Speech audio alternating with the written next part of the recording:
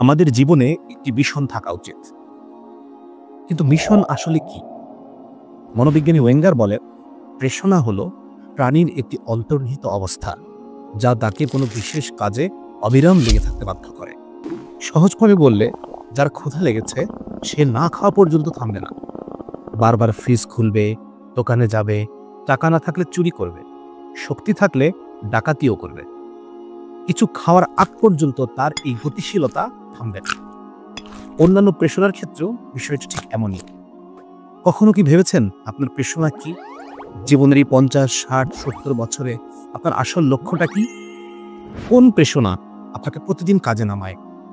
কেন আপনি পড়াশোনা করছেন, চাকরি বা ব্যবসা করছেন? কেনই বা এর জন্য এত ত্যাগ স্বীকার করছেন?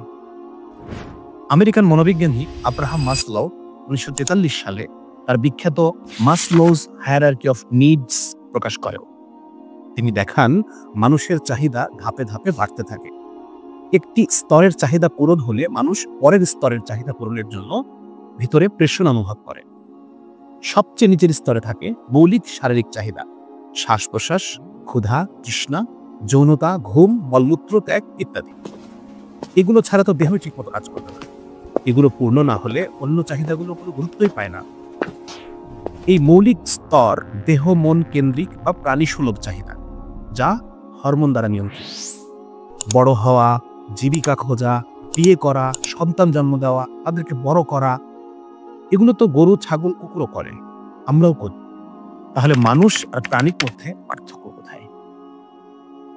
অনেকেই এই মৌলিক চাহিদার সঙ্গে বাড়তি কিছু যুক্ত করে। দেশ সেরা শিক্ষক হওয়া, গুগলে চাকরি পাওয়া, নোবেল জয় করা, শিল্প গোষ্ঠীর মালিক হওয়া, জনসেবা করা ইত্যাদি।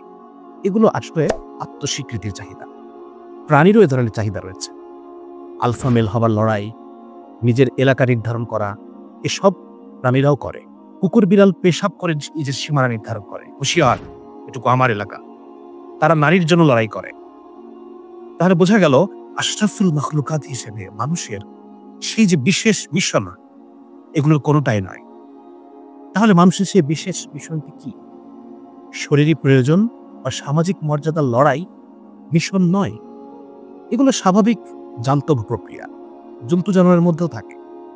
মিশন হলো এমন কোনো কিছু একটা, যা প্রাণীর দেহজ চাহিদার বাইরে নিছক মানসিক তাড়না থেকে আসে। এর সঙ্গে জীবিকার সরাসরি সম্পর্ক থাকে না, কিন্তু এই চাহিদা আমাদের চিন্তায়, আমাদের মননে, আমাদের ঘুম কেড়ে নেয়। কেউ কেউ এই তাড়না থেকে পৃথিবীতে কোনো পরিবর্তন আনার চেষ্টা করে, পৃথিবীতে কিছু একটা রেখে যেতে চান। I want to make a change.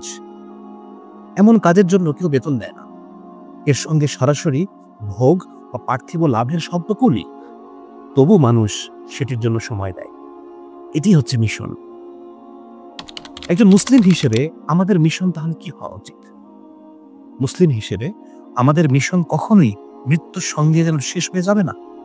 আমাদের মিশন হওয়া উচিত এমন, যার সুফল মৃত্যুর পরেও চলতে থাকবে। আর আজকের যুগে সেই মিশন একটাই, ইসলামের বিজয়ের জন্য কিছু একটা করা। সেটা যে কোনো ভাবে হতে পারে। যেমন কোনো ইমাম সাহেব তার জুমার মুসল্লিদেরকে ওয়াক্তিয়া মুসল্লি বানানোর চেষ্টা করছেন, এটা তার মিশন।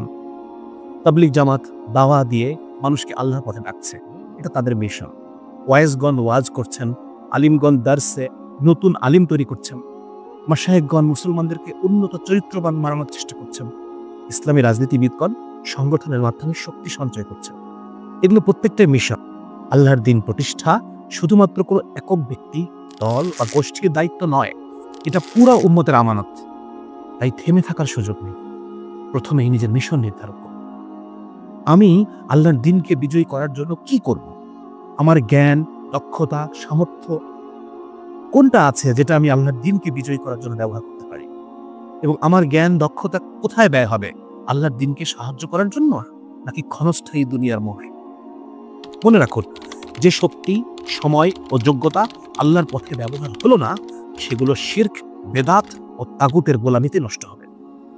তাই সঠিক সিদ্ধান্তটি নিয়ে ফেলুন, আল্লাহর সৈনিক হবেন নাকি তাগুতের বাহিনী হবেন। প্রথমেই নিজের মিশনটা ঠিক করুন।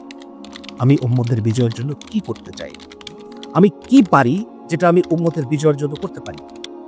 নিজের দক্ষতা, জ্ঞান ও আগ্রহের সঙ্গে মিলিয়ে যে কোনো একটি মিশন বেছে নিন।